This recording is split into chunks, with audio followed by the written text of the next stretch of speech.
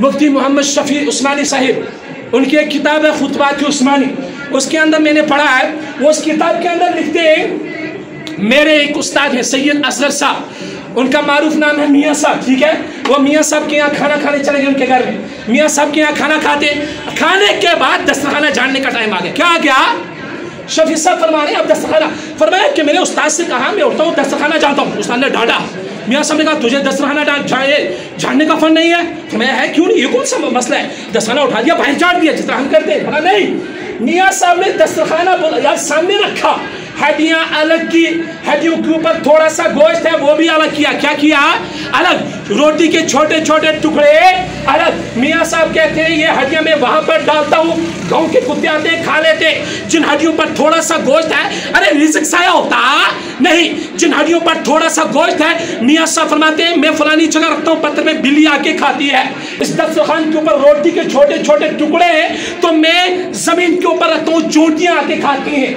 मेरी बात समझ आई? तो दस्तरखाना जानने का फन तरीका भी सिखा दिया। इस्लाम जो है मजबूत इस्लाम है। क्या है? इन्न दीन युसरन। जब हमें ये इतना इस्लाम आसान चीज है तो हमें समझने की सलाहियत रखनी है। क्या रखनी है? सलाहियत रखनी है।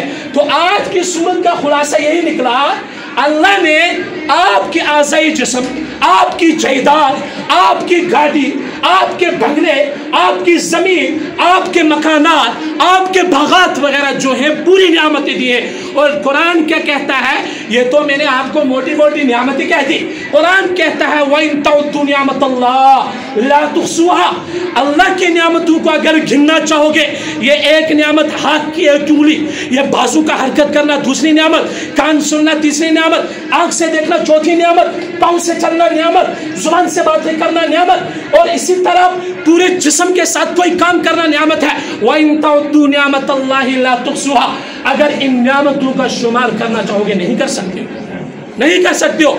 इसलिए मैं आपको एक बात कहूं, इंसान सांस लेता है अंदर, ठीक है, एक सांस ली, एक नियामत, तो ये सांस अंदर गई, इंसान के बचने का नतीजा एक नियामत, बाहर सांस ली दूसरी नियामत, दो नियामतें होगी। कितनी? और किताबों में लिखते हैं उलमाए कराम, एक सांस लिया एक नियामत, दूसरी सांस निकाली दो नियामत, दो में से एक नियामत का शुक्र करना वाजिब है। क्या है? अरे शुक्र करना क्या है? वाजिब है। क्या है? लिहाजा के अल्हम्दुलिल्लाह रब्बिल आलमीन। मेरी बात समझ आई? अल्हम्दुलिल्लाह रब्बिल। शेख सादी अली रहमत की किताब है गुलिस्तान, फारसी में किताब लिखी हुई है, मैंने अल्हम्दुलिल्लाह किताब पढ़ी है।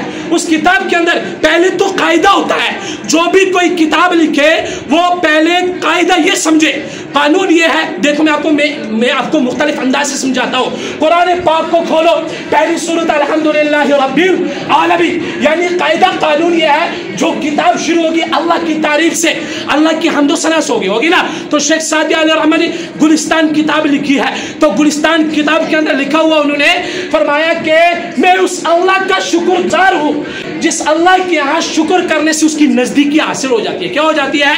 नजदीकी हासिल हो जाती है। लिहाजा हर हाल में शुक्र कर रहे हैं। हमारी तनख्वाह 10,000 है, कितनी है? और आप में से वो भी मुलाजिम है जो 1.5 लाख, 2 लाख तनख्वाह लेते, हमारी 10,000, आपकी 2 लाख तनख्वाह है, आप नाशुक्री करते हैं। आपके पास शुक्र वाली जुबानी है, अल्हम्दुलिल्लाह 10,000 में शादी भी करते हैं, घरेलू काम भी करते हैं, 10,000 में हमारे मकान भी बनते हैं, 10,000 में आपसे अच्छा लिबास पहनते हैं, आपसे अच्छा लिबास। क्यों?